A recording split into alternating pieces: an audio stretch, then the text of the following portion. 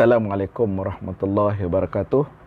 Alhamdulillah rabbil alamin, wassalatu wassalamu ala asyrafil anbiya'i wal mursalin wa ala alihi wa ashabihi ajma'in. Rabbi syrah li sadri wa yassir li amri wahlul 'uqdatan min lisani yafqahu qawli. Apa khabar semua? Alhamdulillah malam ni kuliah 15 minit saya kembali lagi untuk sama-sama kita melihat muhasabah diri kita dan melihat bagaimana untuk kita mendekatkan diri kita dengan Allah Subhanahu Wa Taala. Di malam ini saya ingin berbicara tentang sepotong hadis yang saya petik daripada kitab hadis 40 Al-Arba'in An-Nawawiyah, iaitu hadis yang ke-15 yang diriwayatkan oleh Imam Bukhari dan juga Muslim. Dalam hadis ini nak cerita kepada kita ciri-ciri orang yang beriman kepada Allah dan juga ciri-ciri orang yang beriman dengan hari akhirat. Dalam hadis ini apa kata Nabi SAW yang diriwayatkan oleh Imam Bukhari dan juga Muslim? Kata Nabi SAW, man kana yu'minu billahi wal yawmil akhir falyakul khairan aw liyasmut. Ciri yang pertama, orang yang beriman dengan Allah dan juga hari akhirat ini, ciri yang pertama kepada orang yang beriman ialah dia akan berkata perkataan-perkataan yang baik. Falyaqul khairan aw liyasmut. Ya. Orang yang beriman kepada Allah dengan hari akhirat ini, dia hanya memilih untuk berkata-kata perkara yang baik saja. Falyaqul khairan. Dia berkata benda yang baik saja. Dan kalau tak ada apa yang dia nak perkatakan hari itu, pada ketika itu dia memilih untuk aw liyasmut. Iaitu memilih untuk berdiam. Jadi orang yang beriman kepada Allah SWT ni, apabila dia buka mulut dia, hanya perkataan yang baik saja keluar daripada mulut dia. Kalau tak ada dah perkara-perkara yang baik yang dia rasa dia fikir untuk dikeluarkan daripada mulut dia, dia memilih untuk berdiam diri. Ni hebat ni. Cabaran kepada kita. Kadang-kadang kita ni dalam hidup kita nak bercakap je. Semua benda kita nak cakap. Sampai kita lupa dah nak pilih baik atau buruk. Asal boleh cakap je, puas hati. Kan? Puas hati kita. Bila kita ditanya sesuatu, kita cerita je semua. Langgar habis kadang-kadang benda yang baik dan juga yang buruk. Asalkan hati kita puas, dapat kita sampaikan mesej yang kita nak. Sedangkan mesej tu yang kita nak sampaikan tu kadang-kadang bukan benda yang baik pun. Bukan benda yang baik pun. Tapi kadang-kadang kita ikut kita punya kehendak diri kita yang nak explain, nak bercakap, nak sampaikan. Sampai kita lupa kadang-kadang pesanan Nabi SAW dalam konteks hadis ni, iaitu orang yang beriman kepada Allah dengan hari akhirat, apabila lidah dia nak berkata-kata, mulut dia nak bercakap, dia hanya bercakap perkara yang baik saja. Dan kalau hari itu dia tak ada benda apa dia nak cakap, dia memilih untuk berdiam diri. Berdiam diri itu juga ciri orang beriman. Jadi dalam konteks kehidupan kita pada hari ini, kita kena menghayati pengertian hadis ini dan kita kena apply dalam kehidupan kita. Walau di mana saja kita pergi, kita pergi mana pun, kita jumpa dengan siapa pun, tuntutan hadis ini sentiasa berjalan dalam hidup kita. Kita tak perlu ikut orang lain punya kehendak kadang-kadang yang menuntut kita untuk bercakap itu, bercakap ini, bercerita tentang itu, bercerita tentang ini. Kadang-kadang kita dipengaruhi oleh suasana. Apabila kita duduk dengan sahabat-sahabat kita, kawan-kawan kita, dengan siapa saja yang memperkatakan sesuatu keburukan, kita pun terikut-ikut sekali, duduk tumpang sekaki. Tumpang sama, memperkatakan benda buruk. Apabila kita diminta untuk join dengan kawan-kawan kita, rakan kita yang mencerita tentang keburukan, kita pun terpengaruh, kan? Dan bila kita duduk dengan kawan-kawan kita, saudara kita yang cakap benda yang baik pula, kita pun cakap yang baik. Itu baguslah. Tapi kita ni hidup seperti lalang, maknanya tak ada prinsip, kan? Tak ada prinsip yang kukuh. Jadi kita terpaksa membiarkan diri kita dipengaruhi oleh keadaan. Ini satu yang tak betul. Tak sepatutnya berlaku. Kita perlu ada prinsip kita. Prinsip kita sebagai seorang Muslim, prinsip kita sebagai seorang yang beriman kepada Allah dan Rasulnya, seperti yang perjelaskan hadis ini, Orang yang beriman pada Allah dan hari akhirat ini, dia ada prinsip dia yang kukuh. Walau di mana dia saja dia pergi, walau dia berjumpa dengan siapa pun. Prinsip yang Nabi hajar dalam hadis ini kepada kita apa? Orang yang beriman, dia bercakap baik saja. Dan kalau pun dalam keadaan dia berjumpa dengan orang yang semua memperkatakan yang keburukan, dia ada prinsip yang jelas, iaitu dia tak akan terlibat untuk memperkatakan sesuatu keburukan. Dia memilih untuk berdiam diri ataupun senyum je lah. Okay? Dan tuntutan yang kedua adalah hadis ini, apa kata Nabi? Wa man kana yu'minu billahi wal yaumil akhir falyukrim jarahu. Ciri yang kedua adalah hadis ini, bagi yang perlu dimiliki oleh orang yang beriman kepada Allah dan Rasulnya ialah apa? Iaitu orang yang memuliakan jirannya. Masya Allah. Alhamdulillah. Dalam konteks kita hari ini, rata-rata kita mempunyai hidup dalam komuniti yang mempunyai jiran yang ramai. Sama ada kita tinggal di rumah teres, rumah apartmen, tinggal di bandar, tinggal di kampung. At least adalah jiran-jiran yang tinggal berdekatan dengan kita. Jadi apa ciri orang yang beriman kepada Allah dan Rasul dalam kehidupan berjiran? Ialah mereka memuliakan jirannya, menghormati jirannya. Yukrim, memuliakan, menghormati, hidup dalam keadaan aman dan damai, aman dan harmoni.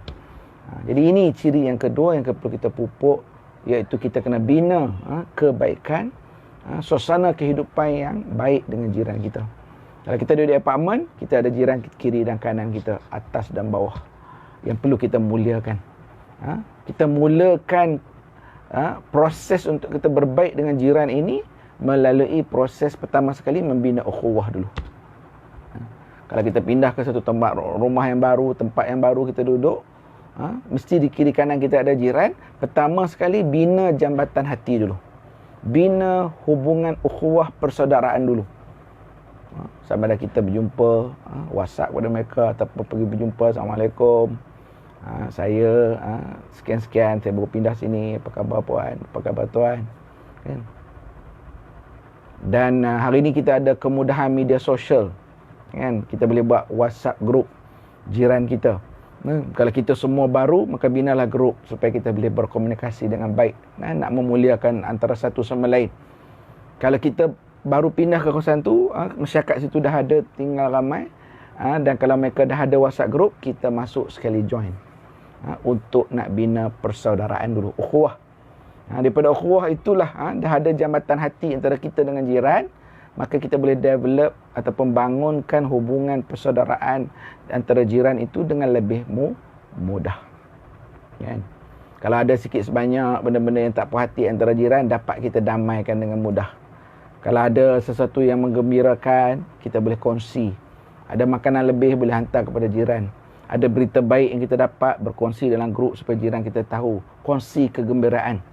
Ada maklumat-maklumat yang penting kita sampaikan supaya jiran sama-sama mengetahui.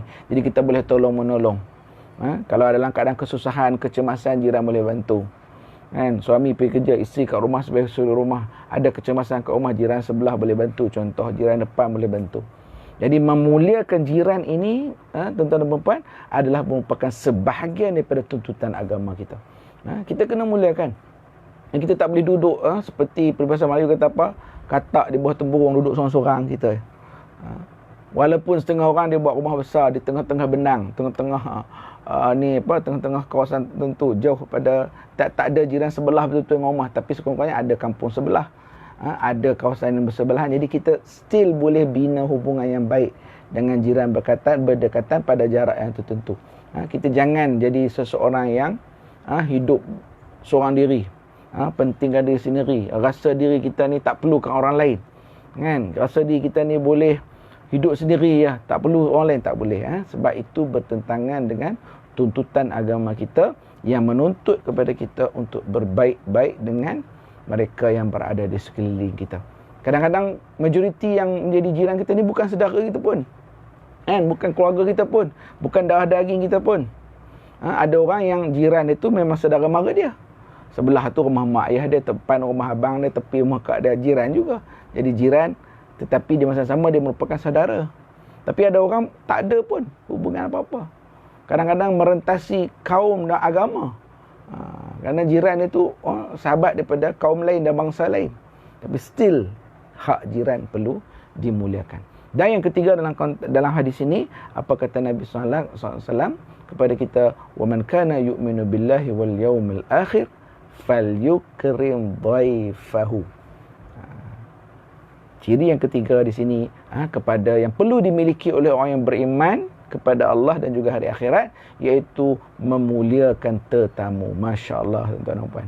Islam ni satu agama yang cukup indah. Mengajar kita memuliakan jiran dan memuliakan juga tetamu. Tetamu ni siapa? Orang yang datang rumah kita lah. Orang yang datang rumah kita. Kadang-kadang datang sekejap, kadang-kadang datang lama, kadang-kadang datang sampai melibatkan bermalam. Jadi tetamu yang datang ini perlu dimuliakan. Perlu dihormati. Perlu diberikan hak dia. Kalau zaman Nabi SAW dulu, kadang-kadang sahabat-sahabat di zaman Nabi SAW dulu, apabila Nabi menerima tetamu, Nabi menerima sahabat ataupun tetamu daripada jauh untuk bertemu dengan Nabi dan melibatkan untuk keperluan tetamu tu, kadang-kadang Nabi offer kepada sahabat. Hatta kadang-kadang offer untuk bermalam. Dan sahabat-sahabat pula berebut untuk ambil tetamu Rasulullah tu untuk dimuliakan. Untuk dibawa balik ke rumah mereka, bagi penginapan, bagi makan, dimuliakan. Sebab sahabat-sahabat Nabi SAW mereka tahu memuliakan tetamu itu pahalanya cukup besar di sisi Allah Subhanahu Wa Taala. Di dalam konteks kehidupan kita pada hari ini, apabila kita ada tetamu datang ke rumah kita, kita kena muliakan. Beri keperluannya, bagi makan minum, bersembah benda-benda yang baik. Jangan kita marah dia, kutuk dia dan sebagainya. Bagi keperluan apa yang dia nak. Mungkin dia kelaparan nak makan, kita jamu dia makan, kan? Mungkin kadang-kadang dia nak mandi, nak semayang, dan sebagainya. Jadi memuliakan tetamu adalah juga merupakan sebahagian daripada tuntutan agama kita. Dan Allah SWT akan melempahkan lagi keberkatan kepada rumah tangga kita kalau kita menghormati tetamu. Kita hormat tetamu, tetamu pun hormat kita. Kita menjaga adab kita sebagai tuan rumah apabila terima tetamu, dan tetamu juga menjaga adab-adabnya apabila datang ke rumah kita. Jadi dua-dua pihak menjaga adab dan memuliakan antara satu sama lain. Tetamu datang ke rumah kita juga dia ada adab, dia tak boleh nak masuk ke kawasan-kawasan tertentu, bilik-bilik tertentu, dia kena pergi dan berada di tempat yang dibenarkan saja. Ada orang tamu, mungkin dia nak guna bilik air, mungkin dia nak menginap, mungkin tuan rumah dia cakap okey bilik ini, dia tak boleh pergi merayap ke bilik lain dan sebagainya. Maknanya dia jaga adab dia sebagai tetamu. Kita pula sebagai tuan rumah pula melayani dengan baik, memperkatakan benda yang baik, menceritakan dengan yang baik, tunjukkan keperluan dia dan sebagainya. Jadi ketiga-tiga ciri ini, tuan-tuan dan puan, sahabat-sahabat sekalian, adalah merupakan ciri yang perlu dimiliki oleh orang yang beriman kepada Allah dan juga hari akhirat. Saya sebut lagi sekali di awal hadis, dalam hadis ini apa yang kita dah bincang tadi, antara pertamanya ciri orang beriman kepada Allah dan hari akhirat apa dia? Pertama sekali dia berkatakan perkara yang baik. Kalau tak ada apa nak cakap, liyasmut, iaitu dia diam. Yang kedua, ciri orang yang beriman kepada Allah dan juga hari akhirat apa? Dia memuliakan jiran dia. Dan yang ketiga, dia memuliakan tetamu dia. Inilah tiga perkara poin yang kita dapat pada malam ini dalam kulim kita ataupun kuliah 15 minit saya pada malam ini. Kita ambillah pengajaran, ambillah iktibar, mudah-mudahan dapat menjadi bekalan dalam kehidupan kita di atas muka bumi Allah Subhanahu Taala, dan mudah-mudahan kita berdoa kepada Allah, kita terus kekal beriman dan bertakwa kepada Allah, menjadi hamba yang beriman dan bertakwa kepada Allah Subhanahu Taala, dan memastikan dan berusaha untuk menjadikan Islam itu sebagai panduan dan juga jalan dalam kehidupan kita. Diamalkan Islam itu dalam kehidupan kita, dijadikan dia sebagai panduan hidup kita. InsyaAllah kalau kita kekal berada dalam keadaan ini, kita akan terus berada di bawah rindungan, peliharaan, rahmat daripada Allah Subhanahu Wa Taala. Dan mudah-mudahan insyaAllah bila kita kembali bertemu dengan Allah nanti, kita akan dikurniakan nikmat syurga yang menjadi idaman seluruh umat Islam. Wallahu alam. Saya mohon maaf atas kesalahan silap. Saya mohon ampun kepada Allah Subhanahu Wa Taala. Insya-Allah mudah-mudahan kita bertemu lagi dalam kuliah kita yang akan datang. Aqulu qouli hadza wa astaghfirullah li wa lakum. Wassalamualaikum warahmatullahi wabarakatuh.